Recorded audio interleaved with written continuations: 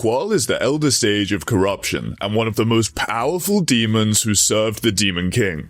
As one of the most feared threats during the monarch's reign, he played a big role in the destruction around the Größe Forest, 80 years before the current timeline, and his rampage was so overwhelming that Himmel's hero party had no choice but to seal him. The clearest explanation for why Qual was sealed instead of killed is simple. He was simply just so broken that Frieren, Himmel, and the rest of the party could not defeat him in a straight fight. According to Frieren, Qual was an exceptional sorcerer even among the Demon King's army. The best example of his strength is the magic he created. Qual was the one who came up with Schrag, the very first piercing spell in history. When cast, it fired a blast of concentrated mana that pierced and erased almost anything in its path.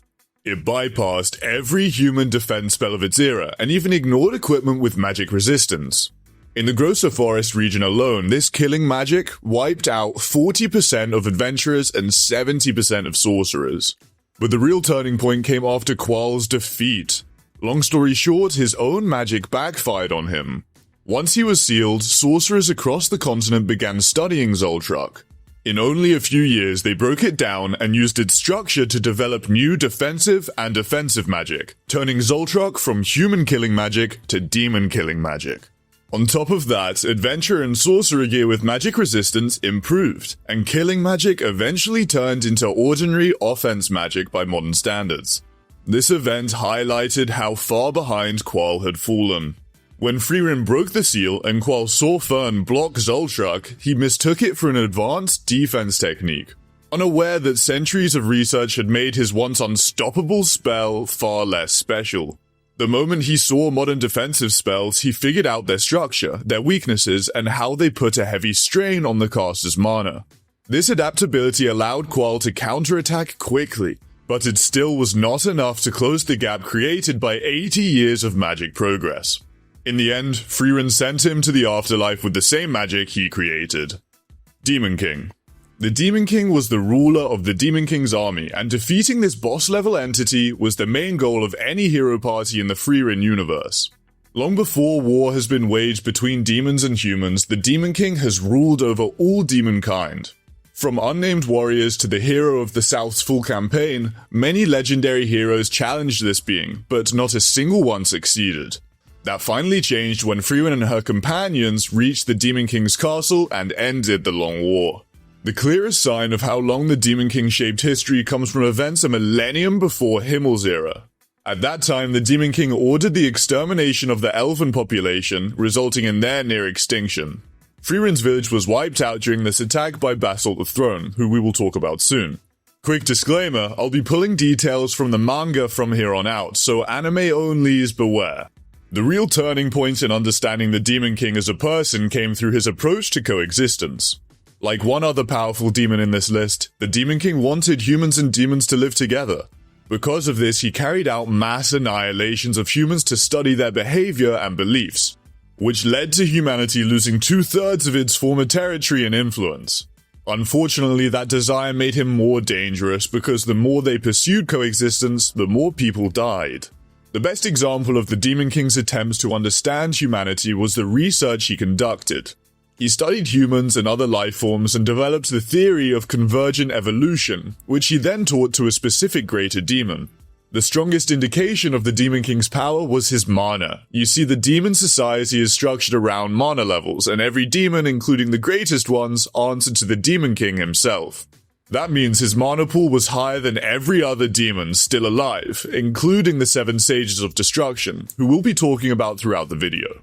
In chapter 57, Zerier revealed that the Demon King had incredible mana sensitivity, far higher than even the 7 Sages of Destruction. While most demons could not sense Frieren suppressing her mana, the Demon King was able to see through it in a single glance. Another moment that showed the Demon King's awareness was when he predicted that a consciousness from more than 80 years in the future, which turns out to be Frieren's, would appear through the goddess's monument. Basically, he predicted that someone would travel back in space-time to reach that old era. However, no one knows if this ability came from the Demon King's unique skill, prophecy, or simply a help from one of the 7 Sages of Destruction. Basalt. Basalt, also known as Basalt the Throne, was one of the generals of the Demon King's army. When the Demon King commanded the extermination of all elves, Basalt was sent to Frieren's village to carry it out. He and his forces annihilated every inhabitant with the exception of Frieren, who managed to survive.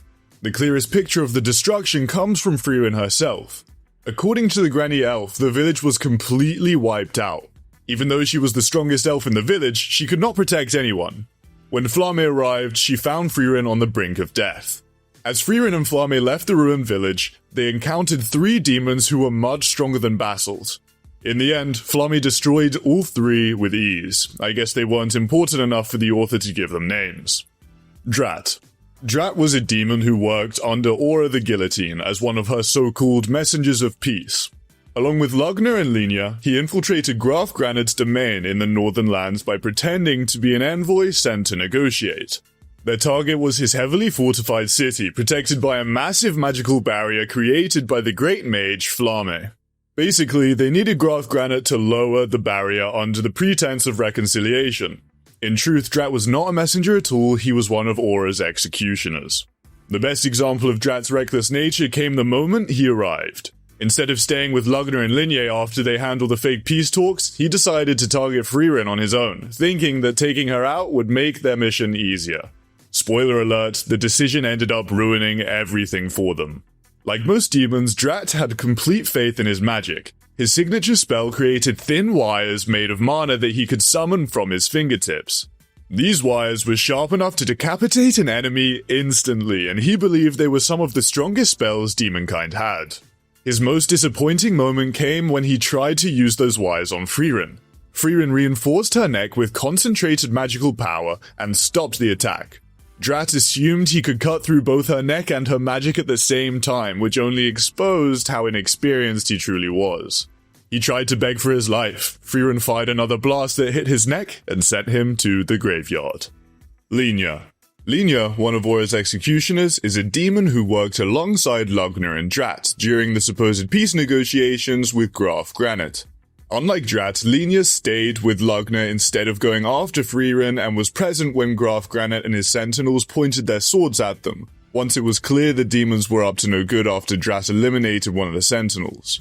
Her main ability is imitation magic called a fasten.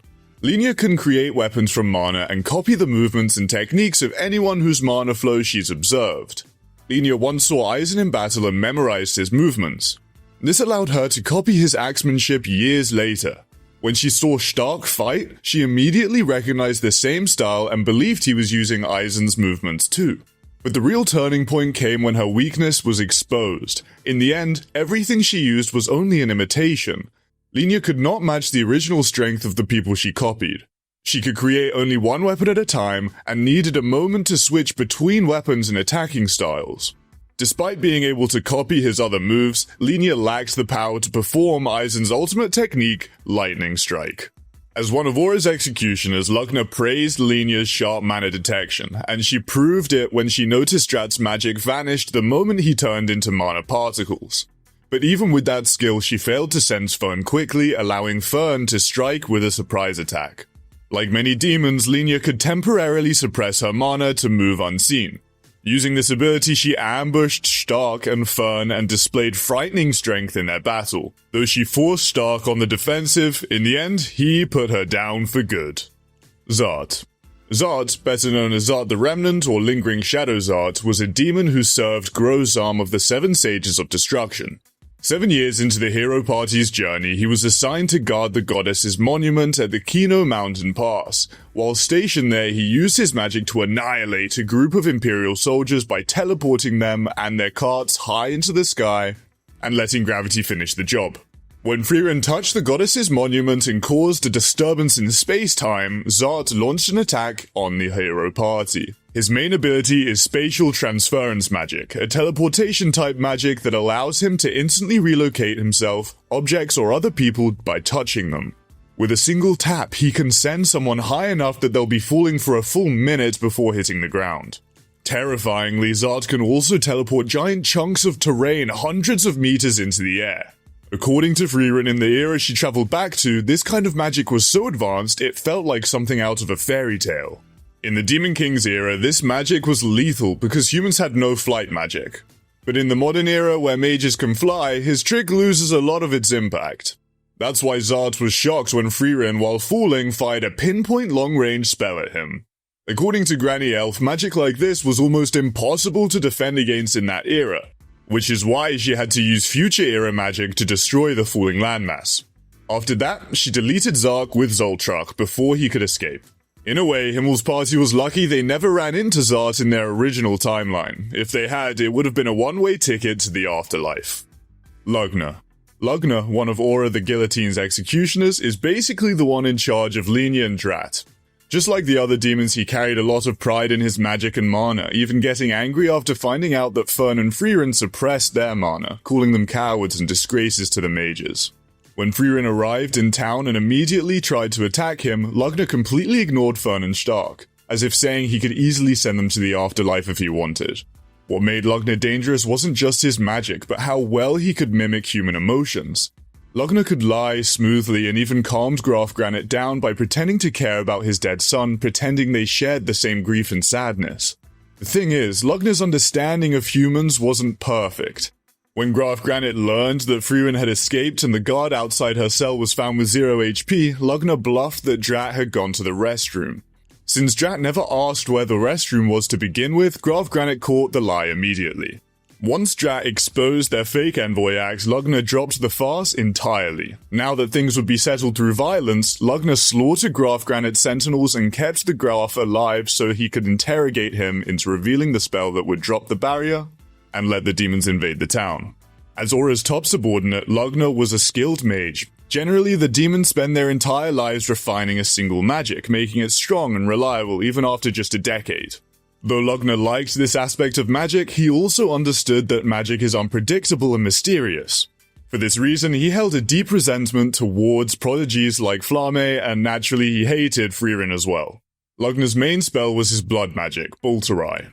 His blood was filled with mana, letting him track anyone who had even a drop of it on them. He could also pull his blood back into his body and close his wounds, giving him a form of regeneration.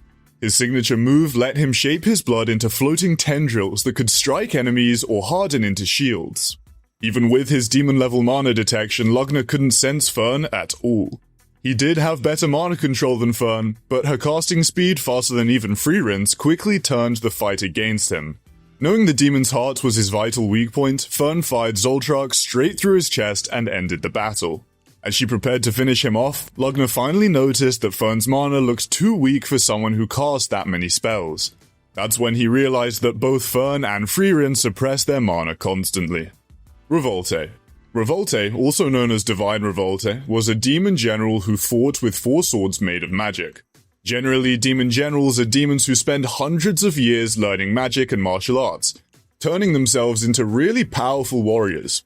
To put that into perspective, some demon generals were stronger than Eisen. Revolte's anatomy made him a nightmare to face. Having 4 arms, something rare even among demons, meant that even Frieren, Stark, or an entire chivalric order would have struggled against him. His weapons, the Divine Cleaving Swords, were named after a mythical blade said to pulverize mountains. They were magically forged, and Revolte could change their weight at will. They could be lighter and sharper than a feather, or as heavy as a boulder. But if his magic control slipped, the swords became fragile and could break. After intercepting his strike during their battle, Stark became the first warrior in the world to block Revolte's sword head-on. Additionally, Revolte's magic could also create otherworldly matter, and his weapons were pure embodiments of malicious intent. Despite being ruthless, Revolte was cautious. When he heard from his unnamed demon subordinate that 4 mages and 1 warrior were nearby, 3 of the mages being first class, he had a bad feeling and chose to wait and watch instead. Especially after destroying many villages across the northern plateau, Revolte noticed that humans tend to stay in a village to protect the corpses. Revolte intentionally exterminated people to provoke that exact reaction, forcing his enemies into predictable movements. Before all this, Genar and his partner had once tried to take down Revolte, but his partner died protecting a child, giving Revolte the chance to survive. In their current fight, Revolte recognized Genar as that partner's comrade and used the memory to provoke him. Revolte's subordinate, a shapeshifter, disguised herself as a child and stabbed Genar. Unfortunately for them, Gennar survived and quickly turned Revolte's unnamed subordinate into mana particles. Once cornered, Revolte dropped the Swordmaster style and fought like a wild carnivore driven by his monstrous stamina. But as the battle dragged on, he lost concentration and his magic swords broke. Through deception, he fought barehanded and pierced both Schrag and Gennar at once. Despite that, they defeated him together and ended the Demon General. Aside from the Demon Kid, Revolte has other subordinates who fight Fern and Methode while his own battle is going on. If you want us to explain every unnamed demon in Frieren in a new video, just comment demon below and let me know. Rivale. Rivale, known as the Bloody God of War, is a greater demon. Answering the Demon King's prediction that Frieren had interfered with space-time, Rivale arrives at the monument of the goddess alongside other greater demons. Though their mission is to steal Frieren's memories of the future, Rivale comes for a simpler reason. This man heard there would be a battle, and for him, that's all that matters. Basically, Rivale lives just for the thrill of battle. Because of that, he leaves planned discussions to other greater demons, calling them young'uns, which shows that Rivale is very old even for demon standards. The best example of his personality is how excited he becomes when strong opponents are nearby. While other greater demons hesitate to face the hero party directly, Rivale volunteers to be the vanguard.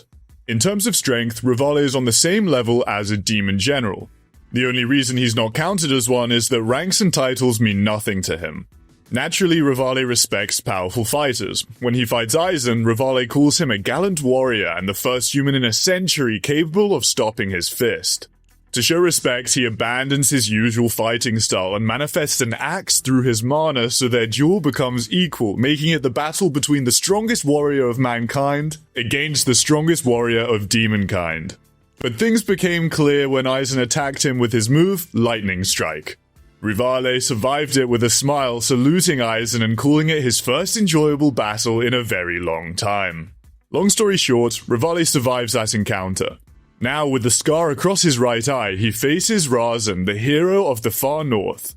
At some point in the story, he and his subordinates raid Stark's village, eliminating Stark's brother, Stolz, along with the other warriors and villagers. Tot. Tot, also known as the Saint of the End, is a greater demon who created a curse that will one day cover the entire Frieren universe. After the Demon King senses that Frieren interfered with space-time, she is one of the greater demons who discuss the plan to steal Frieren's memories of the future. But before anything starts, Tot basically says, I'ma head out. Tot just doesn't like battles, keeping herself safe matters more to her than the Demon King's plans. Simply put, she only cares about her own magic research. As long as she can study magic without worrying about food tomorrow, she's already the happiest demon in the world. But things become clear when Frieren warns Fern about greater demons. Even if Fern is a superior mage, she is still at least 50 years too early to handle demons like Tot. So, even though Tot claims she's bad at fighting, she likely has enormous magical power.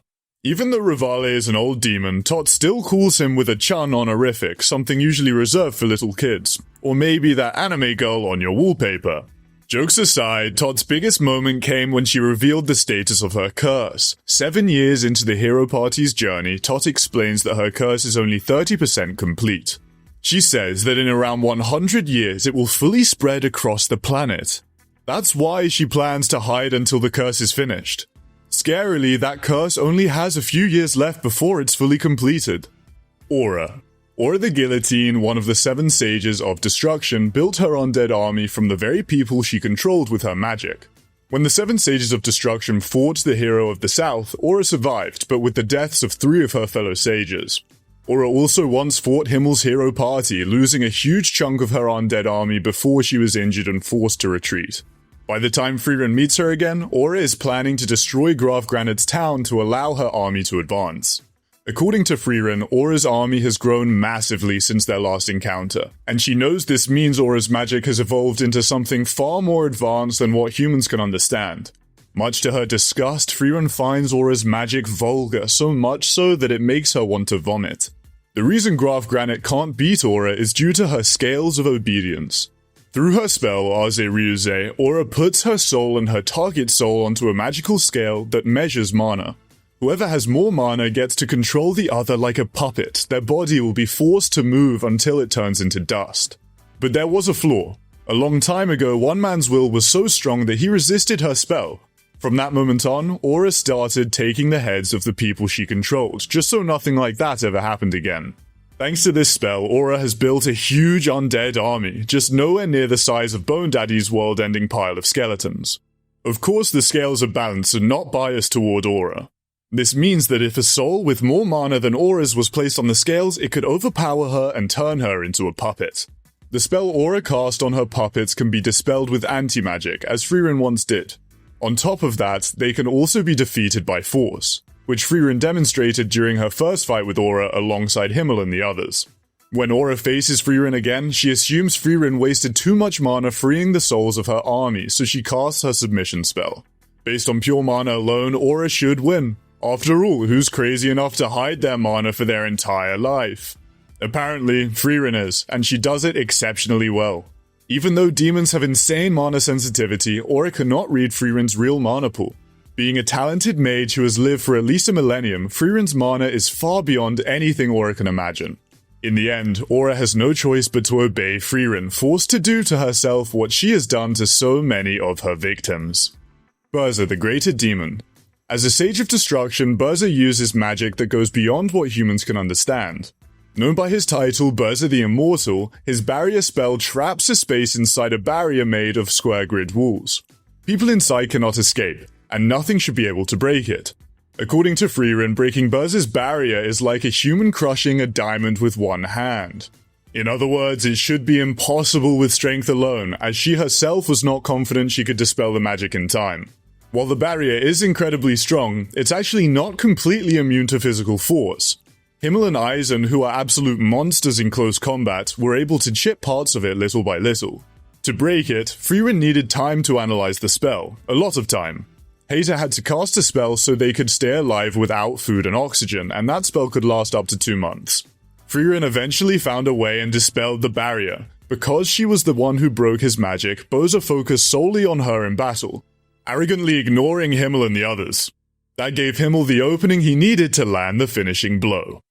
Grosam. Known by the title Grosam the Miraculous, Grosam is one of the 7 Sages of Destruction serving the Demon King. One of the most powerful greater demons, his magic could affect memories and the mind itself, making him extremely dangerous. The best example of his importance came long before he ever met Frieren. Grosam joined Schlact when they tried to convince Macht to fight against the hero of the South. Macht agreed only because Grosam was there, since Grosam's magic was the worst possible matchup for him. On top of that, Schlact asked Grosam to wipe Macht's memories of that battle. When Frieren was sent back in time, Grosam was with Zolitaire at the moment of the goddess, along with Rivale and Tot. Considering their plan, Grosam fought Himmel, Hater, and Frieren, and he was the one who could seize Frieren's memories of the future. The clearest demonstration of his power was his mental magic. Grosam could change his face and form perfectly. This means he can survive in any era by altering his face and form. In fact, Grosam's illusions were so real that even greater demons could not tell what he truly looked like, and nobody, not even those demons, has ever seen his real face.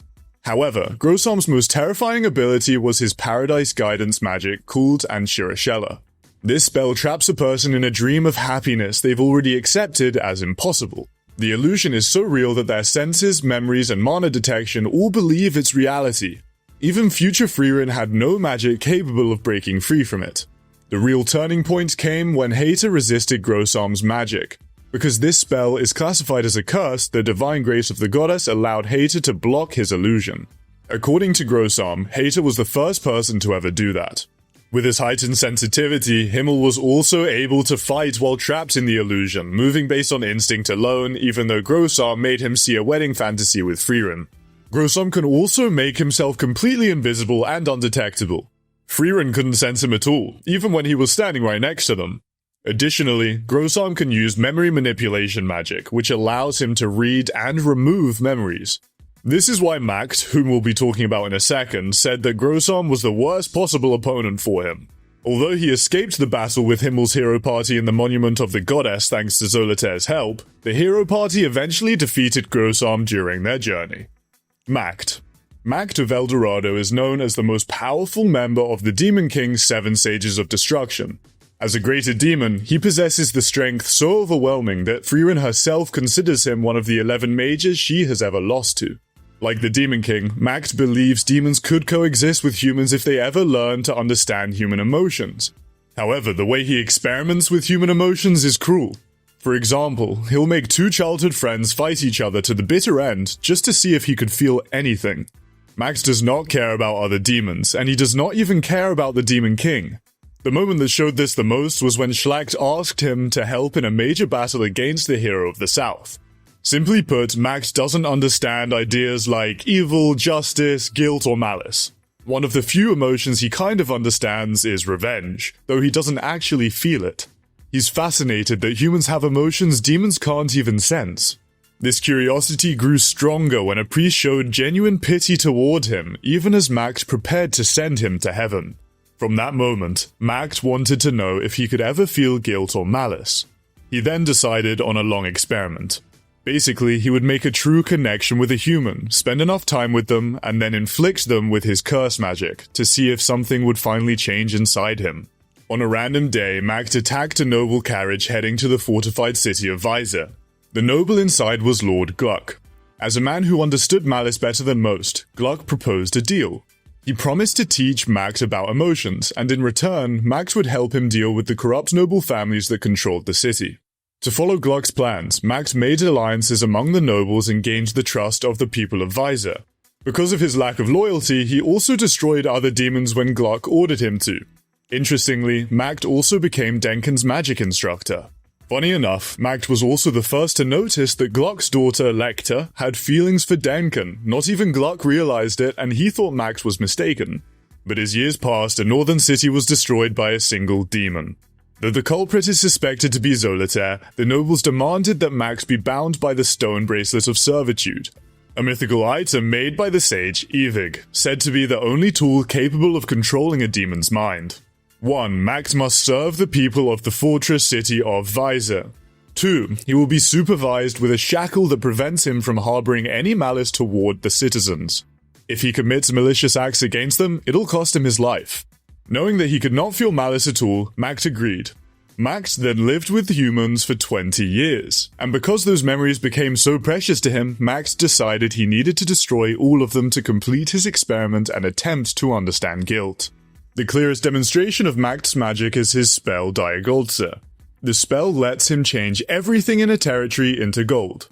Known as the strongest curse ever used, not even the magic of the goddess can dispel it. Macht himself cannot imagine reversing it or turning people back to normal, and that's why using this spell is the same as sending people to their graves. The only known case of a counter happened when Zaria reflected the curse back at him using a mythical level curse reversal magic. With Diagolze, Macht transmuted the entire city of Visor into solid gold. Even after turning his partner in crime into gold, Macht could not feel guilt or malice, but he believed he had almost grasped something. He was ready to run the experiment again until Zaria stopped him. What makes Diagolze even harder to deal with is the fact that it cannot be sensed as magic. Because it moves like a curse, defensive spells cannot block it, and evasion is nearly impossible. Another good example of the scale of this curse is during the war with the Demon King when countless heroes were turned into gold. According to Zaria, Macht could turn the entire northern plateau into gold if he wanted, which is why she originally planned to eliminate him. Additionally, Macht can undo the gold on his own body and on his coat, which he uses as a weapon, but he cannot visualize bringing humans back. On top of that, Macht can form golden weapons, usually a large sword made from his coat. He can turn that same coat into a shield or even a staff to control infinite flakes of gold that can pierce through advanced defensive spells. Another important part of his power is his mana detection. Frieren said that even she cannot avoid it easily, and his detection spreads throughout the entire Golden Land. Only Zaria was able to move without being noticed. And even though he constantly expands Diagolze, his mana stays undetectable, which makes the Golden Land frightening for mages not used to it. After learning it from Zolitaire, Macht became one of the very few demons who can actually use human magic. Although Zoltrak was originally demon magic, it's worth noting that Macht can use it too. The problem was, long-lived races still treated Zoltrak as new magic, so he couldn't defend against Denken's condensed version, which tore a huge hole in his chest. When Zolitaire freed him from the seal, Max decided to erase everyone who knew his existence and restart his experiment with coexistence. In his final battle, Denken used the same curse reversal magic, Mistilziella, that Zerie once used, turning Macht into gold. Macht eventually returned to normal, but after Frieren undid the curse of Die Golze and Denken landed a fatal blow, Macht shared a last conversation with Gluck before Denken finally put an end to his suffering. Schrag, also known as Schrag the Thunderbolt, is one of the Demon King's generals. After the hero party defeats the Demon King, Schrag takes command of the surviving forces and leads them toward Visor. The clearest demonstration of his role came when he arrived in Visor. Schrag expected to continue the fight, but his forces were easily defeated by Macht. Considering Schrag's status as a general, Max believed that Schrag was a wiser leader. He said Schrag was not the same without the Demon King guiding him. Schlact, also known as Schlact the Omniscient, is the Demon King's most trusted confidant. He's right below the Demon King in rank and served as the commander of the 7 Sages of Destruction during the monarch's rule. Schlact is known for his magic that lets him see up to 1,000 years into the future, which made him the main figure who passed on the Demon King's orders and guided his generals.